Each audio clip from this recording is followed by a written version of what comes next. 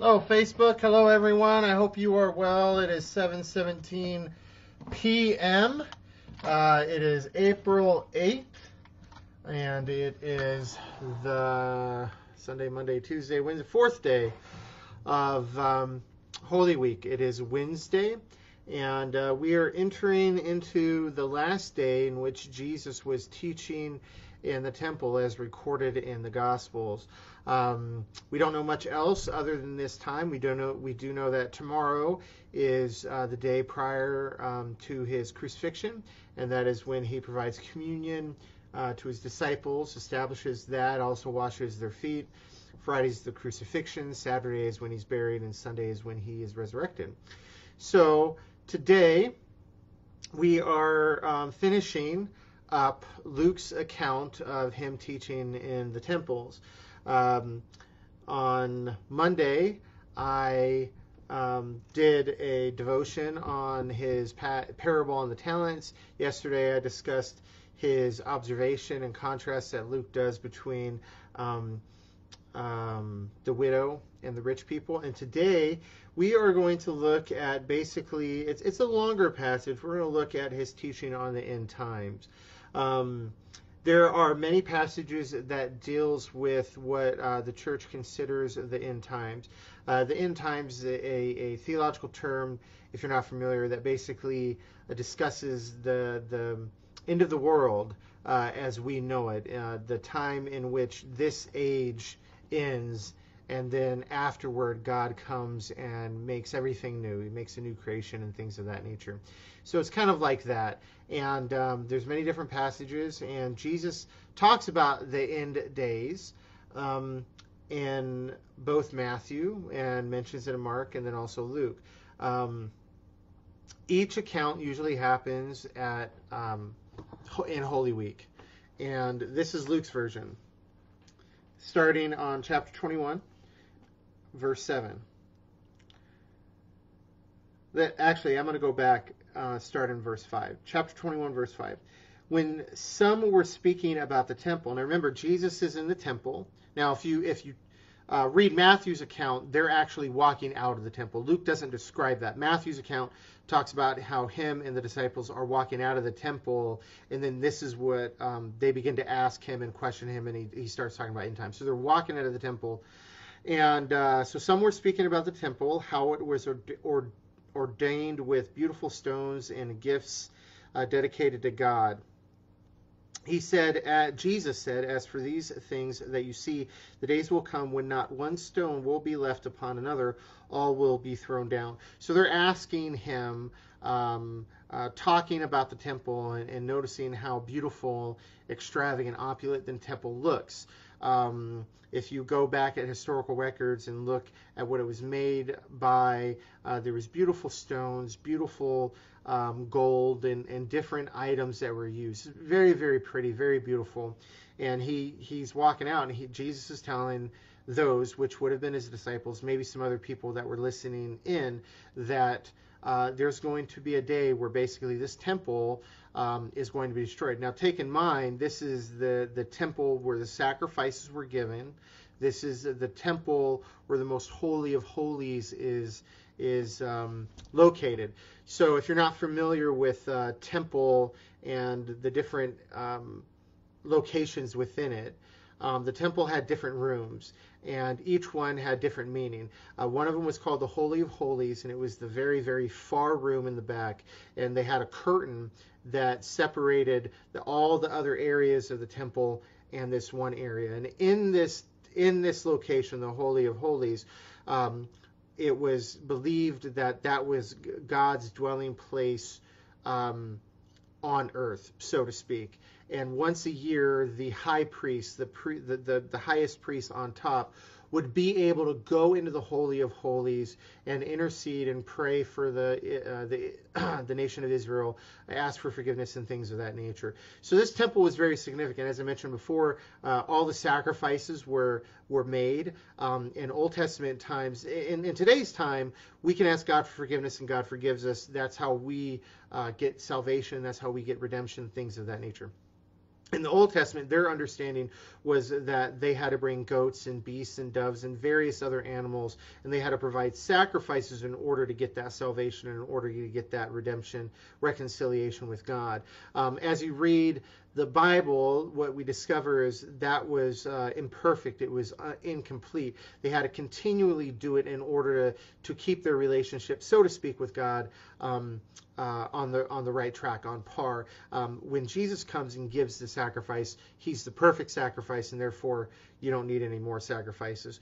So I say all that to kind of give context. The temple was a big deal back then. So for Jesus to say that there's going to be a time in the future where this temple is going to be destroyed, it was shocking. It was bold. It was kind of a radical statement. Now we know historically the Romans come in about the 70s AD. Actually, way before. No, yeah, around that. And they destroy Jerusalem. They completely eradicate it, wipe it out, destroy the temple, the wall, and all that. So from this, hindsight is 2020, but it seems Jesus is referencing the Roman destruction of the temple. So he mentions that it would have been a very radical statement. Then they, who probably his disciples, ask him, "Teacher, when will this be, and what will be the sign that this is about to take place?" They want to know. And he said, "Beware that you are many will come in my name and say, 'I am he,' and the time is near. Do not go after them. When you hear of wars and insurrections, do not be terrified, for these things must take place first. But the end will not follow immediately." Then he said to them, "Nation will rise against nation, and kingdom against kingdom. There will be great earthquakes, and in various places famines and plagues, and there will be dreadful portents and great signs from heaven. But before all this occurs, they will arrest you and persecute you. They will hand you over to synagogues and prisons, and you will be brought before kings and governors because of my name. This will give you an opportunity to testify. So make up your minds not to prepare your defense in advance. For I will give you words and a wisdom that none of your opponents will be able to withstand or contradict. You will be betrayed even by parents and brothers, by relatives and friends, and they will put some of you to death. You will be hated by all because of my name, but not a hair of your head will perish. By your endurance you will gain your souls. When you see Jerusalem surrounded by armies, then know that its desolation has come near. Then those in Judea must flee to the mountains, and those inside the city must leave it, and those out in the country must not enter it. For these are days of vengeance, as a fulfillment of all that is written. Woe to those who are pregnant and to those who are nursing infants in those days, for there will be great distress on the earth and wrath against this people. They will fall by the edge of the sword and be taken away as captives among all nations. And Jerusalem will be trampled on by the Gentiles until the times of the Gentiles are fulfilled. There will be signs in the sun, the moon, and the stars, and on the earth distress among nations, confused by the roaring of the sea and the waves. People will faint from fear and foreboding of what is coming upon the world, for the powers of the heavens will be shaken. Then they will see the Son of Man coming in a cloud with power and great glory. Now when these things begin to take place, stand up and raise your heads, because your redemption is drawing near. And then later in verse 34, he states this: "Be on guard so that your hearts are not weighed down with dissipation and drunkenness and the worries of this life, and that day does not catch you unexpectedly like a trap. For it will come upon all who live on the face of the whole earth. Be alert at all times, praying that you may have the strength to escape all these things that will take place and to stand before the Son of Man." Every day and then it ends. Every day Jesus was teaching in the temple, and at night he would go out and spend the night on the Mount of Olives, as it was called. And all the people would get up early in the morning to listen to him in the temple. So I don't want to cover everything in here. It's quite a lot to unpack, and there have been many books that have actually been written on about the end times. I will say a few things. One, verse 20 and onward, verse 20 to 28. Is typical mythical language that described like the end all of everything, when everything is changed. He talks about how the seas are going to roar, there's going to be signs in the sun and moon, and then how the Son of Man, Jesus Christ, will come back. We know that he was resurrected. We know that he was ascended into heaven, and we know from reading the Bible that there is going to be a time in which he will return. We don't know that time. It's very clear. If you ever hear anyone say Jesus is going to come back on this day or this hour or this year, I guarantee you he won't, because nobody knows the time in which Jesus comes back. So we do know that there is going to be a time where he comes back, and when he does come back, great miraculous signs are going to accompany it. We don't exactly know what that will be, what will happen to the sun, what will happen to the moon, what exactly will happen to the oceans and the sea and things of that nature. We don't really know.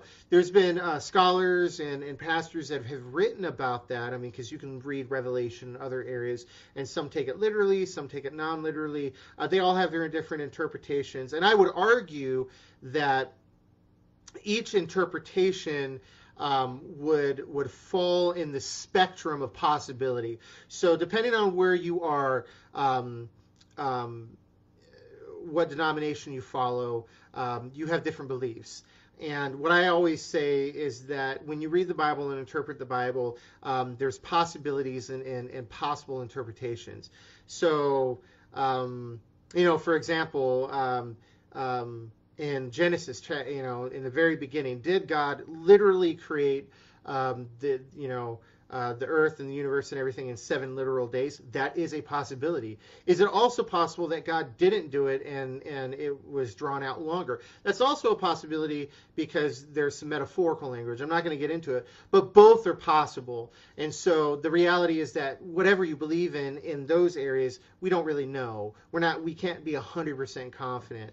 However, there are some things outside of that possibility. So if anyone ever tells you such as that God did not create everything, or that Jesus is not the only agent of salvation or the only way to heaven, I would argue full-heartedly that is outside biblical interpretation. So why do I say all that? Because when we're talking about the end times, you're going to have many different people, many different books that approach it from a certain perspective. And their interpretations, if they're following certain denominations, it's possible, but we don't know. We really don't know. And that's why there's so many different interpretations. So going back, what will happen to the sun? What will happen to the moon? What will happen to the oceans and all that? I don't know. As I said, there's many interpretations. We do know that when Jesus comes back, something is going to happen associated with the universe, associated with the earth. Something is magnificently going to happen that's going to terrify people on earth. And I don't know when that'll be. As I said, I don't know when Jesus will come back. It could be in an hour from now. It could be tomorrow. It could be 1,000 years from now, 5 billion years from now. I don't know. But when that happens, these things will occur. Now, going back to verse 7 and onward, what I find interesting here is he talks about some of the things that are going to happen leading up to his return. Now, this is important. From verse 20 to 28, what I just got done talking about, these are the things that happen in concordance, or not concordance, concurrent to Jesus happening. They're happening at the same time. That's the way it's written. These things, the things that are happening to the sun and moon and ocean, these are the things that are happening at the same time Jesus is coming back. But from verse 7 to 24, these are the things happening prior to his return. These are the things that are going to happen prior to his return. Now, you're going to have different people, depending on who you read books on, pastors, scholars. They will argue that this is like the tribulation, the 7-year tribulation, or the time like immediately prior to when Jesus comes back. I'm not going to dispute that. I don't want to argue against that. That's a valid and possible interpretation if you follow that. However, I don't want to necessarily challenge it, but I would like maybe to give another possible perception, another possible perspective on this that I would say doesn't necessarily negate that interpretation, but I think is important to recognize because I think it also stands alone. So if you don't agree with that interpretation of the tribulation, 7 years and all that, or if you do, I don't think this affects it in any way. Jesus says, when you hear of wars and insurrection, how many wars and insurrections have existed on earth? How many wars and insurrections? World War I, World War II, Vietnam War. What about prior to the United States Americans' inception? There were wars prior to that. There were wars in Rome. There was the barbaric wars where the barbarians came in and wiped out Rome. There have been wars all throughout human history. He also said nation will rise against nation. Well, all throughout history, nation has risen against nation. Earthquakes in various places, famines and plagues. Look at history. I don't need to tell you this. You all know there have been earthquakes all throughout history in various places. You all know there have been many famines all throughout places in history. We all know there have been plagues all throughout the history of the United States, or not the world. I mean, we have the Black Plague. We have plagues that touched Rome. We have plagues that affected Africa. We had the Spanish influenza back in 1917, 1918. We had the AIDS epidemic, and currently we're going through the coronavirus and COVID-19. That's scary, but I think understanding that this isn't something new, it might be new for us, right? It might be new for us because it's something none of us probably has witnessed in our day and age, but if you peel back history, this has happened before, There have been plagues that have touched all sorts of places throughout the world, throughout the centuries. And then notice, starting in verse 12, all the way to verse 17, he talks about persecution and how there have been saints, there are Christians that are being persecuted, that are dying under his name. Well, that's happened ever since the inception of the church. If you do some research, you may be familiar or not with it, but in the 1st and 2nd century, Rome really persecuted the Christians. Many died by the sword. Many died in the Colosseum. Very, very powerful stories how Christians would go into the Colosseum and declare their faith in God, refuse to worship the Roman emperor, and because of that, they had their heads chopped off. They were eaten by lions. I mean, there are many horrific stories of different ways they've died. Legend says that Peter, the Apostle Peter, was crucified upside down. Legend says that Thomas went to India and he was impaled for his faith in Christ. And all throughout, and then even today, you can look in various areas in the world, certain areas in Asia, certain areas in Africa, certain areas in North Korea. Christians are persecuted there. They're dying. They are, they're horrific imprisonments and things of that nature.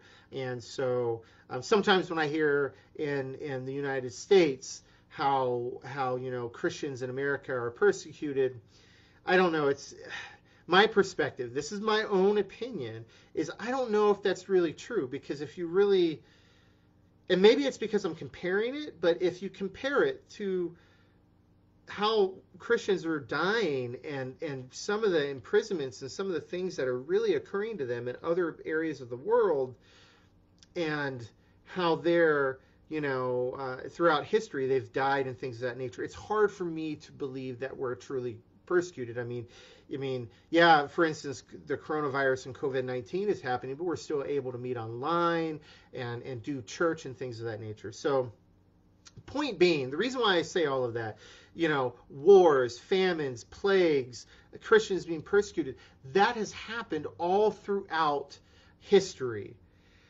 So my argument here is that the end days, as described, Jesus saying that the end days prior to when Jesus is coming, that's always been happening. It's always been happening ever since Jesus ascended into heaven. That's been happening since the church was founding. We are, in other words, currently we are living in the end days. Now, how long that will be before the Son of Man comes, I don't know. But I would argue that we've always lived in the end times since Jesus was raised from the dead, since the church was founded, and we are currently living in the end times, and we will continue to live in the end times until Jesus comes back. This isn't the last, COVID-19, coronavirus. This isn't the last plague that's going to affect the world. Now, it might be another 100 years before we have another one, and we will all be dead long gone, and we'll have a generation or two that will have to deal with that. I mean, as I said, Spanish influenza, 1917, 1918, about 100 years ago, a plague happened. So there's going to be more plagues. There's going to be more wars and things of that nature. Why? Because we're living in the end times. Now, that can be scary, and I totally agree with you. That scares me. It's not a fun idea to think about. However, what does Jesus say when he wraps all of this up? I'll read it again, starting in verse 34. Be on guard so that your hearts are not weighed down with disposition and drunkenness and the worries of this life, and that day does not catch you unexpectedly like a trap, for it will come upon all who live on the face of the whole earth. Now he's talking about when the Son of Man comes, which could happen anytime. Be alert at all times, praying that you may have the strength to escape all these things that will take place and to stand before the Son of Man.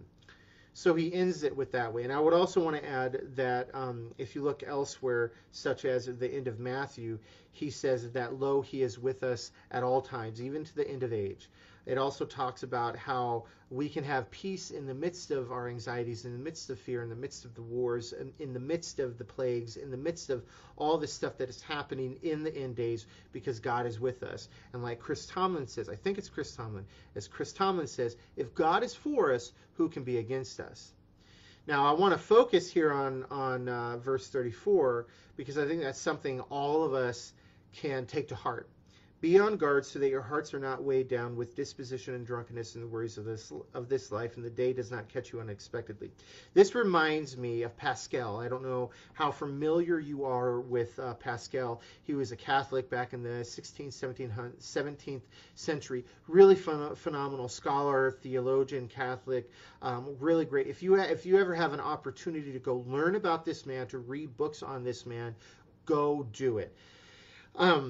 Pascal talked about the distractions of life. He referred to it as anything in life that causes our focus to go off God can be a distraction.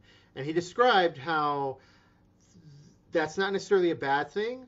Obviously, we need food to eat, for example. So he wouldn't knock and say that, you shouldn't eat food. You need food to eat. However, he would say that we have to be careful because that which we eat, that which we ingest, it could lead us to lose our focus on God. And that's why Pascal was a big proponent of fasting and praying, which I am, because fasting and praying periodically as a habit helps us to keep focus on God.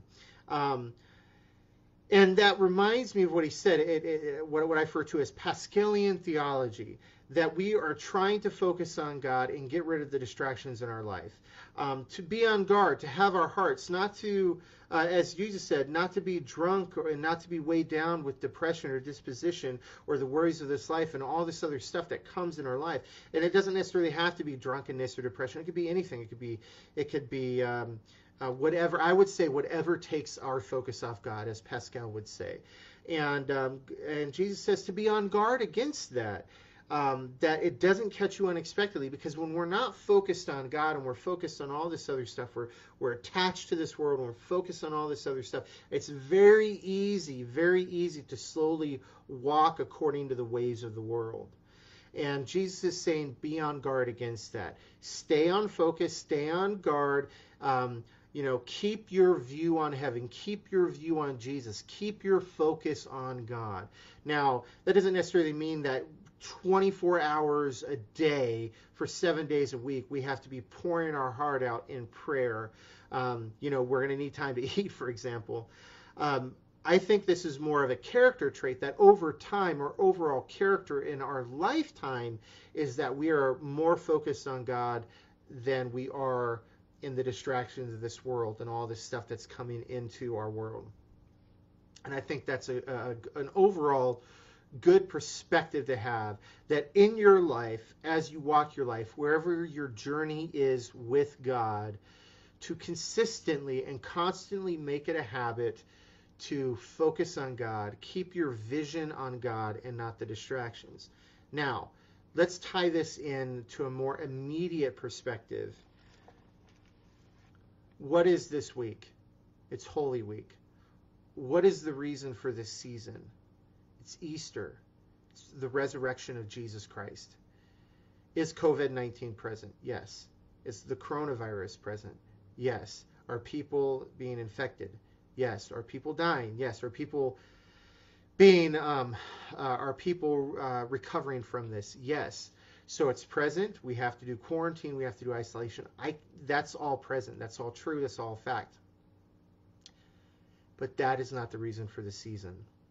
That's secondary. For the Christian, the reason for the season is Easter. And I'm not trying to convict you, but I would argue that if our focus is more on the COVID and the coronavirus or some other thing than it is on Easter, then I would argue we need to reprioritize, because our focus isn't where it needs to be. I would argue that our focus, especially during this week, needs to be on Holy Week, needs to be on the resurrection of Jesus Christ. We can recognize COVID and recognize coronavirus and recognize all of that, sure, but let that be secondary. Let that be secondary. Let us be on guard and let our focus be on Jesus this week. I hope this is helpful to you today, fourth day in Holy Week. I hope this is an encouragement for you. And I'm going to say a quick prayer, and then I'm going to go ahead and let you go. Thank you, God, for this evening. Today is the fourth day in Holy Week. And some 2,000 years ago, right on during this fourth day of Holy Week, you were teaching in the temples about the end days. And you warned your disciples, you warned all of us to be on our guard, always to be on our guard, to have our focus on you. You could come back at any minute. We have no idea when that will be. And that there are going to be so many distractions in this world. There are going to be wars, and there's going to be famines, and there's going to be plagues, and there's going to be all sorts of other stuff. But you say, don't let that distract you from God. Let that not distract us from you. And so this time, I pray overall, throughout our life, let our vision, let our focus be on you at all times. Let us have a character where we are focused on you, that our attachment to you far outweighs the attachment we have to the world and the things of this world. And especially during this Holy Week, it's a scary time, God. There's this plague happening all throughout the world. But this Holy Week isn't about that. This Holy Week is about you, Jesus. It is about you dying. It's about you being buried. It's about you raising from the dead so that you might bring reconciliation, relationship, fellowship between us and you, to bring peace between us and you. That is the reason for this season. It is you, God. It is you, Jesus. And right now, we thank you for that. We cast our vision, we cast our focus on you, and we pray that throughout this week, our vision and focus remain on you. You are worthy to be praised no matter what happens on this earth, no matter how bad or how good this gets in relationship to this plague, this pandemic. Your name is always worthy to be praised, and we lift it up on high on this night. In Jesus' mighty name we pray. Amen. All right, everyone. I hope that you are well. Tomorrow we are going to look at the fifth day in Holy Week, which is known as Maundy Thursday. There are a few things that happen on Maundy Thursday. He gives communion. Jesus gives communion to his disciples. However, I'm going to switch it up a little bit, and instead of reading from Luke like I have been, I'm going to go ahead and read from John, and we're going to read the passage where Jesus washes the disciples' feet and see what little elements and nuggets of truth we can apply and appropriate into our own lives. I will try to do it about 7 o'clock tomorrow. Actually, I'm going to make it 8 o'clock. We'll do it 8 o'clock tomorrow, around about 8 o'clock tomorrow. I will be on here, Facebook Live, to do the fifth day in Holy Week. Jesus washes the disciples' feet. Until then, God bless. Stay healthy, stay home, and keep the faith. Take care, and God bless.